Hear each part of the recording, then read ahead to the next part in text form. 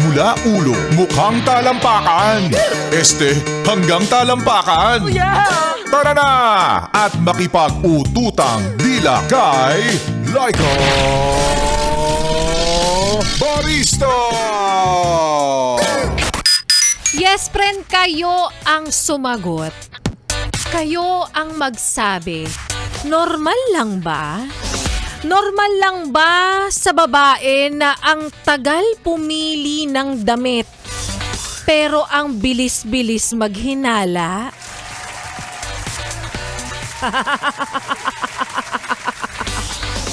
Aminado naman kami dyan.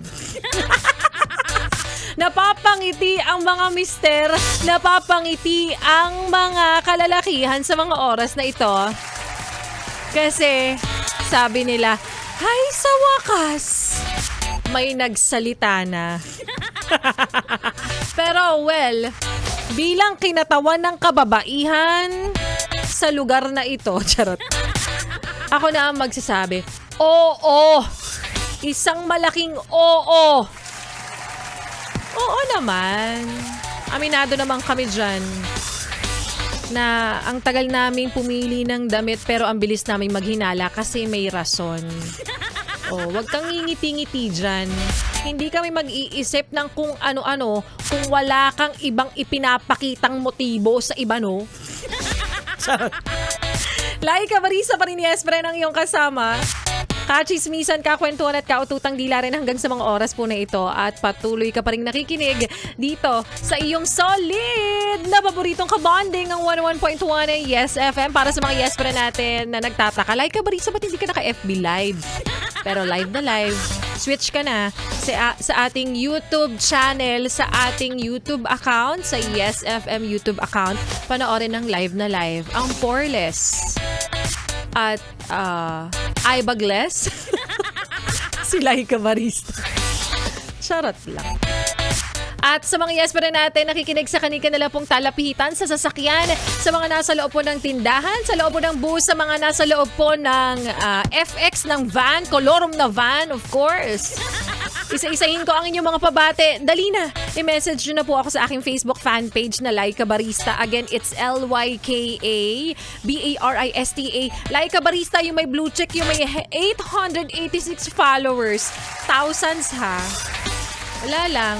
Minsan lang magyabang. Malay mo naman bumabayan. Hoy, wag naman. Pinaghihirapan na ngang umakyat.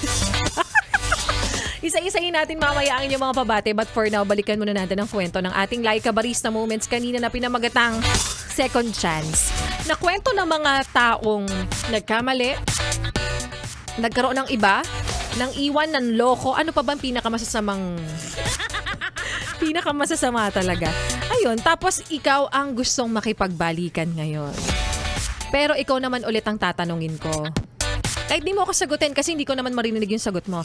So isip-isip mo na lang kung ikaw, yes friend, yung nasa ganitong sitwasyon, yung ex mo iniwang ka, ang daming pananakit na ginawa sa'yo. Tapos bumabalik, kaso mahal mo pa. Tatanggapin mo pa ba? Bibigyan mo ba ng chance? Bibigyan mo ng magkakataon? Bibigyan mo ba ng second chance? Kasi ang kapalit niyan, syempre, ang pagtanggap mo ulit sa kanya. Yung araw-araw na mag-aalala ka na naman kung nasaan kaya siya, kumusta kaya siya, sinong kasama niya. Sa madaling salita, wala ka ulit peace of mind. Okay lang ba yun sa'yo? Diba? May ilang tao na kayang tanggapin yung ganitong sitwasyon. Siyempre, papatawarin pagkatapos ng lahat. Kasi napatunayan naman at naniniwala ka pa rin na pwede naman lahat ng tao magbago. Well, totoo naman. May mga taong hindi mo na talaga ko-questionin pa. Kasi mukha namang nagbago na. Mukhang hindi na niya ulit gagawin. Pinatunayan naman. Tatanggapin mo ulit. At meron naman mga taong hindi mo na maibabalik pa yung tiwalang ibinigay mo sa kanya. Ibinigay niya rather, simula nung magloko ka. Pero kung kaya mong sikmurain ulit, lunukin, nguyain, ang alin? Hindi, ang nakaraan. Okay lang, sige, go. Ako lang, nandito lang naman ako para mangonsensya sa'yo. Si Laika Barista, nandito lang naman para tanungin, ano ba yan? Ba't ang katinong liig ko? Parang may ipis. Nag-overthink si ate mong girl. Yun, going back. Wala ako dun, ah. Pero syempre again, 'di ba? Huwag mo agad ibibigay ang buong tiwala dahil once a manloloko, sabi nga nila, always a manloloko.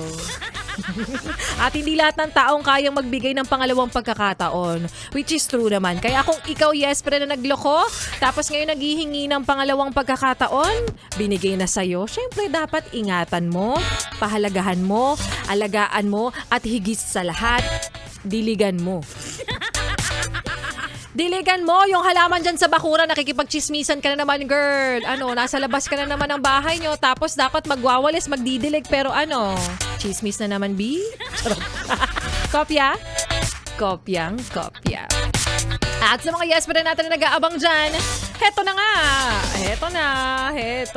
Kung sino nga ba ang susunod na mananalo ng 500 piso na hatid po sa atin ng Pride Detergent by ACS. Pera lang yan! ACS. Pera lang yan! ACS. Para po sa ating like katanungan, kanina na sa Triple Skinaway Formula, tanggal ang matitinding mancha. Ano naman ang tawag sa taong siya talaga ang problema pero ipinipilit niyang ang may kasalanan ay ikaw talaga? Is it A. Barker, B. Reporter, or C. Gaslighter? Alam mo, ang tamang kasagutan, syempre, ay gaslighter. Pero lahat yan pwede pasok sa mga. Pwedeng siya rin yung barker, pwedeng siya rin yung reporter na gaslighter. Kaya naman congratulations sa ating yes friend na nanalo ng 500 piso. Sabi niya kanina sa kanyang mensahe, sana ako na yung biyayaan, sana siya naman daw na yung swertehin. Kaya naman congratulations sa'yo, Raisa Cañete! 500 piso ang para sa'yo. Hintayin mo lamang na mag-reflect na ang iyong napanalo ng 500 piso na ibibigay ni Bea Boobs. Ang aming production assistant na napakasipag nga naman talagang tunay. At sa mga yes pa na natin patuloy na sumasali at hindi pa rin nabibiyayaan, laging pangalalan nila ay kabarista habang may buhay. May pagkain. Magmerienda ka na bago mag-din. At yan yung muli. Ang pa-preview ito ay hatid sa inyong muli ng 101.1 Yes FM at ng Pride Detergent by ACS. Pera lang yan! ACS. Pera lang yan! ACS. Happy listening sa mga yes pa rin natin na nag-message sa aking Facebook fanpage at yung mga ilang sumali na hindi pa rin po pinapalad. Happy listening sa inyo, Randy Azombrado, Jacob, Renante Amper, Ati Castiglione, Marliza Galvez, Jomar Lucero Dado, Charis Belio, Arevalo Gayi, Dory Reñales, Ruel Humarang, Zeddy Cruz, Zai Ford. Taray naman ang mga pangalan na yun, di.